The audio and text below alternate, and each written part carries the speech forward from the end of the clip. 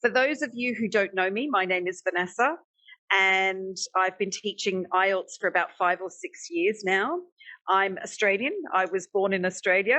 Don't let the hijab fool you. I am Muslim, but I was born in Australia, and I grew up there. I only have one language, which is English. I'm trying to learn Arabic, but it's proving very difficult. So I am a native speaker. I now live in Egypt. And as I said, I've been teaching IELTS for several years. I mainly focus on the speaking and the writing part of the exam because they are the productive skills which students need a lot of help with. So this is why I focus on those two areas. Now, today, I'd like to just go through with you quite quickly. We're not going to go into a lot of detail, but just in terms of developing your ideas. A lot of students have difficulties. They come up with ideas, but then they have a problem in the body paragraphs because they're not actually explaining the idea correctly, or it's not connected. And this is going to have a big knock-on effect with your task response and coherence and cohesion.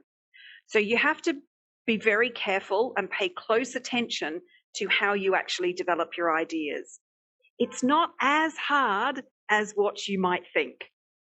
So let's have a little look at what you need to do to help you develop. First of all, it's important to understand what the examiners actually want from you. What do they want to see in your writing? Well, they want you to state your opinion, clearly state your opinion as well. They want you to clarify, which means explain. Explain what you mean. What are you talking about? What is that idea?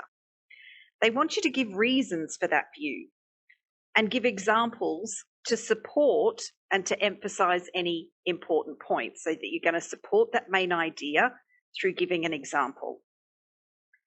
That's what you need to do, okay? And always remember that whenever you state an idea or an opinion, you should always be following it with a reason or an example. That is how you show development. You don't just say, I don't like vegetables. You're going to say why you don't like vegetables, because they don't taste good.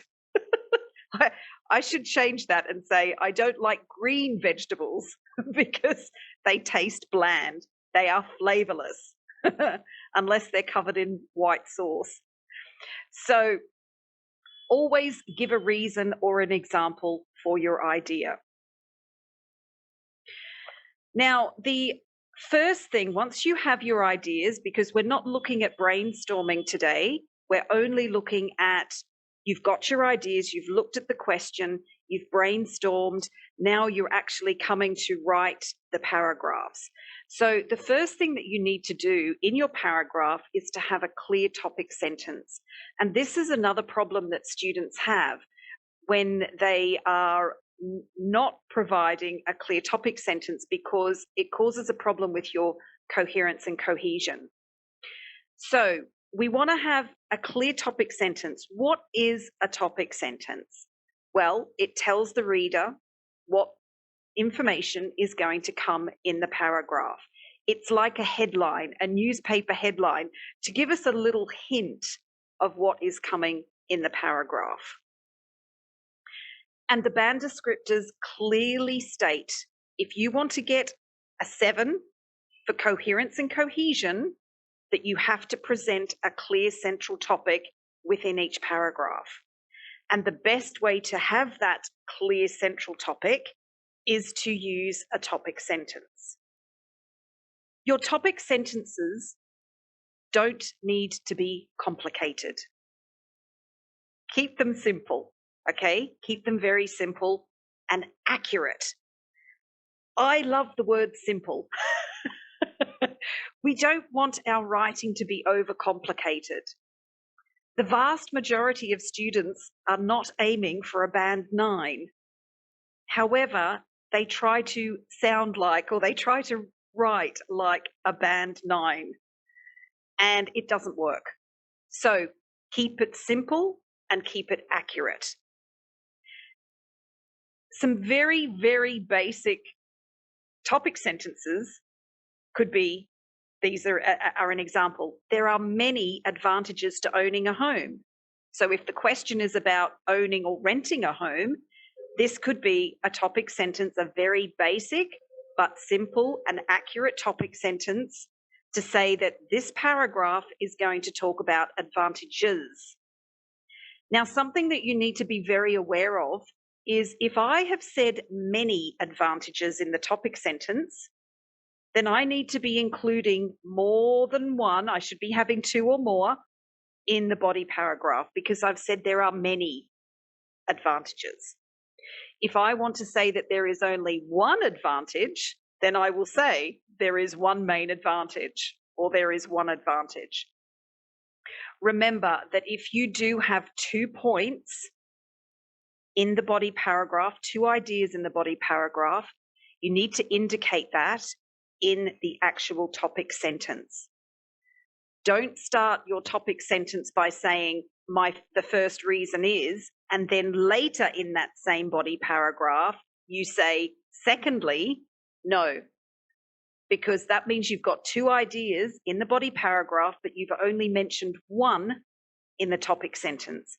So in terms of coherence and cohesion, that's a problem, okay? So if you're going to introduce 2 ideas in the topics in the paragraph, make sure that you actually let the reader know that there will be 2 points discussed in that paragraph. All right, here's another one. Schools play an important role in educating children about healthy eating choices. Now, I wonder what this paragraph would talk about. Any idea? I can't see your comments, but I want you to think. What type of information would you expect to see from this topic sentence? What would you expect to see in the paragraph?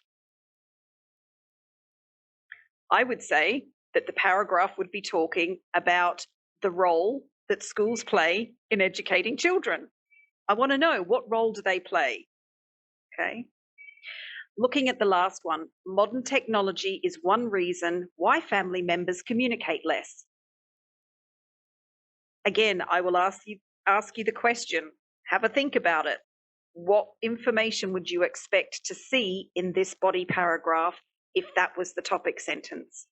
Have a think for a minute.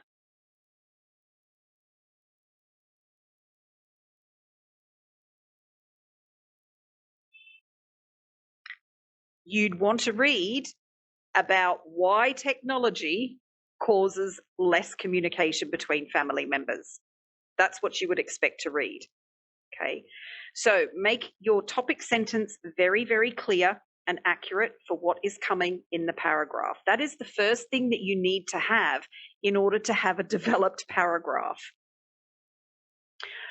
Okay, when it comes to developing our ideas, whenever you introduce an idea, you must explain how it's relevant. And the easiest way to do that is just to ask yourself, how, why, or what? I love those 3 tiny little words. They are so small, but they are so powerful. Why? Because when you ask yourself a how, a why, or a what, it forces you to think of another idea that's related. You're actually forced to extend, to expand, to develop. A lot of students don't use these 3 little words. Of course, you're not going to write those words in the essay, in the paragraph, but you're going to ask yourself, how does that affect or how does that help? Why? Why is it the case? Why does that happen? What is the result of this? What does it mean? What is the impact? Ask yourself these little questions and it will force you to extend your idea naturally. If you can actually ask yourself any of those questions, so once you've written a sentence, you've introduced your idea, if you can then ask yourself a how, a why, or a what, it means you haven't extended enough. You do have to be careful that you don't overextend. You do have to learn that you've got to stop. There's a point where you will stop. And given that you only have 40 minutes to write the essay, then you will know what is long enough. So you don't have to write 5 or 6 sentences extending. That's a bit too much. If it's one paragraph, one idea in a paragraph, sure, you can have 4 or 5 sentences extending that one idea. That would be a really good development, providing that it is all connected, that what you are saying, the sentences that follow, actually connect. And this is what we're going to look at next. Something that a lot of students have problems with is that they don't think about the function of the sentence. What is it doing there? Why have I written it? What's the purpose of it? Always ask yourself. So you're going to ask yourself the why, the how, the what in order to generate that extension. But at the same time, you should be asking, why is the sentence here? What is it doing to explain my idea? Does it connect to my previous sentence? Is it giving support? Is it giving an example? Is it giving an alternative? Is it giving a comparison? What is it doing there in the paragraph? What is the function of that sentence in my explanation of the idea? So always think about why you're writing the sentence and what it's doing there. Don't just write a sentence that is not connected. That's another big problem that students have, is that they write sentences that are not connected. And we're going to look at how we're connecting the sentences so that they are developed. Okay, now we've just been speaking about the function.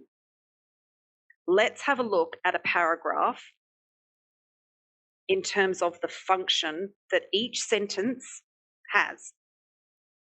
This is a possible question. Nowadays, people are less fit and healthy than they were in the past, which could affect their long-term health. Why do you think this is? Now, the idea that I came up with was that the reason that they are less fit and healthy compared to the past is that they work more hours. So it leaves less time for them to exercise. Okay. So here is the topic sentence. The main reason why people are less healthy than in previous decades is due to a lack of time. You can see with this topic sentence that it's very clear that my idea is a lack of time. So my paragraph needs to be explaining lack of time. Why does a lack of time cause people to be less healthy and fit than in the past? This is another point that I will just quickly mention. When you have a question that says, if it refers to the past, if it has nowadays, it clearly shows that there is a difference. It's not the same as it was before. So it's a really, really good idea to be comparing present to the past for that particular issue.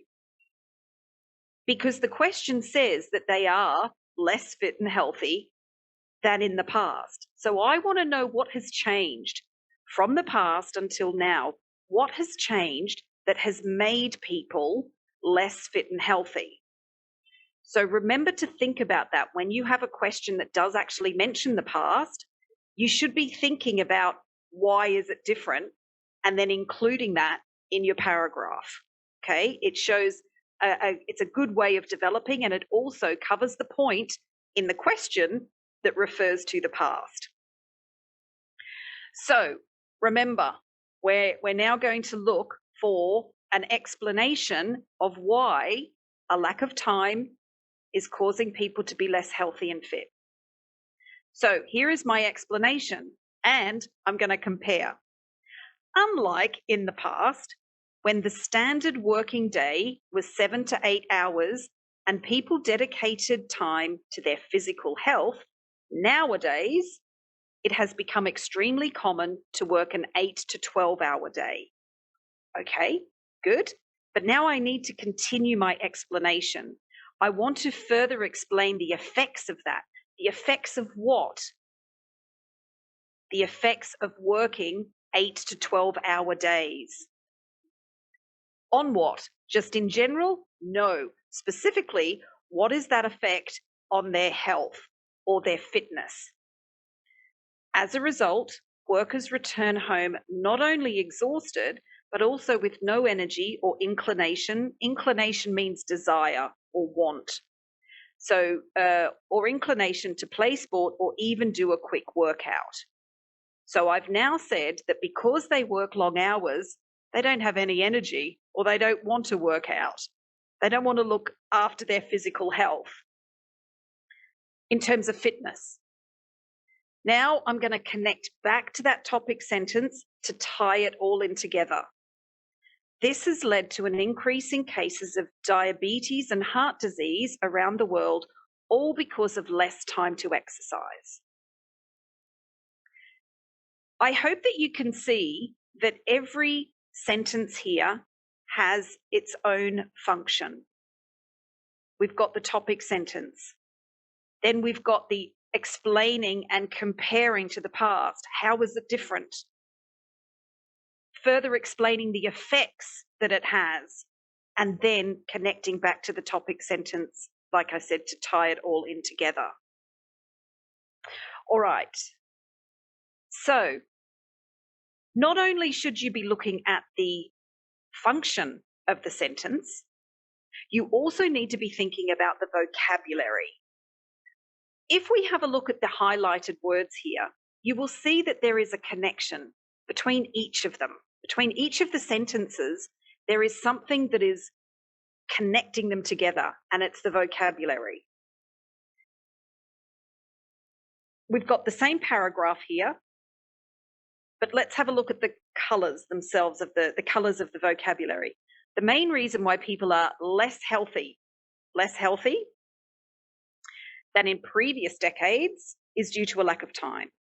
So unlike in the past refers to previous decades, when the standard working day was 7 to 8 hours and people dedicated their time to physical health. Nowadays, it has become extremely common to work an 8 to 12-hour day. Now, we've just said 7 to 8.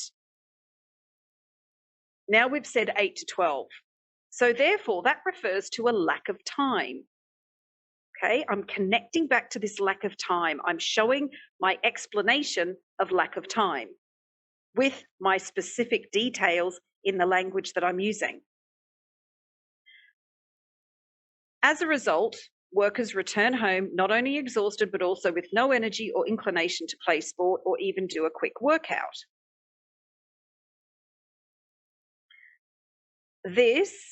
Now what does this refer to? This is something else that you have to be very, very careful with for your coherence and cohesion, and that is referencing. If your referencing makes it difficult for the reader to follow what you are referring to, then you're going to have a problem. You will be limited to a 6 for your coherence and cohesion. This here refers to what I have just said, that their inability, because they don't have any energy to play sport or do a quick workout, has led to an increase in cases of diabetes and heart disease. So what does diabetes and heart disease refer to? Being less healthy. Yes, if you have those two things, you're definitely less healthy. Around the world, all because of less time to exercise. What is less time? Lack of time. So you can see here that in our topic sentence, less healthy, and in our final sentence, we've got language that actually connects. The same, lack of time, 8 to 12-hour days, less time to exercise. The language that we're using actually helps to connect what we're saying. When you are writing, look at the words that you're actually using and try and find a connection here for every sentence, because you will notice here that we've got, like I said, there is that clear clear connection between the language. So once you write a sentence, look at it. Is there language in here that actually connects to my previous sentence? Always go back to your previous sentence because it has to connect. Your sentences have to connect to the previous one. I'm not talking about if you are introducing another idea, because that is going to be a separate idea and you will start developing that. But I'm talking about the development of each individual idea. Are my sentences, are my examples directly connected to what I've just said? If it doesn't connect to what you just said, you're going to have a problem with coherence and cohesion because the flow, that nice flow and connection won't be there. This is something that you need to have in order to have a well-developed paragraph. You have to have that cohesion. Otherwise, it's not clearly developed and it's hard to read, it's hard to understand, it's hard to follow. All right. Now, there are some ways to develop the argument in terms of language and in terms of the structure that we're going to use. So, for instance, maybe we want to just add information and then give a reason for it. So, there are 2 reasons why increasing taxes on cigarette sales is a good idea. You can see I've got 2 reasons in the topic sentence. So that means in my body paragraph, I have to be introducing 2 ideas, okay? 2 reasons. So firstly, blah, blah, blah, blah, blah, blah, blah. We go on to extend that and explain why that first reason. What is it about that first reason? Why is it a good idea to increase cigarette sales, taxes? And then you would go on to your second. So secondly, and then you explain why that's a good idea. What is the result of introducing that tax? How is it going to help a person? How is it going to help the society? How is it going to help the government? How is it going to help the health service? Whatever ideas you come up with, you have to say how it's going to help, okay? If you want to add emphasis in your point, so there are 2 reasons why increasing taxes on cigarette sales is a good idea. In terms of, we could say in terms of an individual's finances. So it could be a negative. Sorry, we're not going to use that because it's a negative. In terms of money generated for the government, and then you explain how is increasing tax on cigarette sales going to be beneficial for the government. Then you want to introduce a point that is more important. So you can say more importantly. What is more? You can use moreover. You can use furthermore. But more importantly adds that extra emphasis that this is a more important point that I'm going to introduce. If you want to show cause and effect in your paragraph in terms of developing your idea. So house prices in developed countries are often too high and should be reduced. That is my topic sentence. I now have to go on and say why. This is because blah, blah, blah, blah, blah. You need to introduce the cause of it and then show the effect of it. What is the result? What is the effect? Again, what effect does it have on a person, on society, on the country as a whole? You can also predict something. So house prices in developed countries are often too high and should be reduced. When citizens cannot afford to purchase a property, they blah, blah, blah, blah, blah. They stay renting their entire lives. Now here comes the prediction, the alternative. If, however, they buy, they will be stable, blah, blah, blah, blah, blah. Continue on with your idea. Continue explaining why you think. And it's all about why you think. Okay, remember that. We're not actually talking about examples here, but I will mention it now. Do not use fake statistics and studies. They do not add anything to your argument. They don't show that you've actually thought about your idea in a logical way. It just doesn't make any sense. And it actually doesn't really show off your language. To try and use a standard memorized research conducted by Yale University or Cambridge University, the examiner will know straight away that it's a load of rubbish. I'm sorry to say, but it's just a load of rubbish. You can add a lot more strength to your argument if you give something that is logical, that is not a made-up statistic or a research. You don't have to use real examples. You can create an example, but as I said, try and stay away from those statistics and research-based examples because they really don't do anything to support your actual idea and your argument. Certainly for students who are aiming for 7 and above, my advice is to stay away from them. Do not use them. You have the language ability to be able to think of an example that is not a created study or statistic, okay? And it does also say in the instructions in the question to give examples based on your own, relevant examples based on your own knowledge and experience. So, stick to that. It's really important. So basically, the key points to remember when you are developing your body paragraph, first thing, have a clear central topic. Number 1, clear central topic. Number 2, think about the function of each sentence. What is it doing here? Why am I writing it? What's its purpose? Ask yourself how, why, what after each sentence to make sure there is a connection and an explanation. So like I said, every time you say why, it will cause you to have further explanation. And think about the words that you're using. Do they connect? Do they show a connection between the sentences and between the idea, the overall idea that you're talking about? Okay. So thank you everybody for taking the time to join me today. Once again, apologies for being so late. I hope you found it useful and I hope you all enjoy your evening.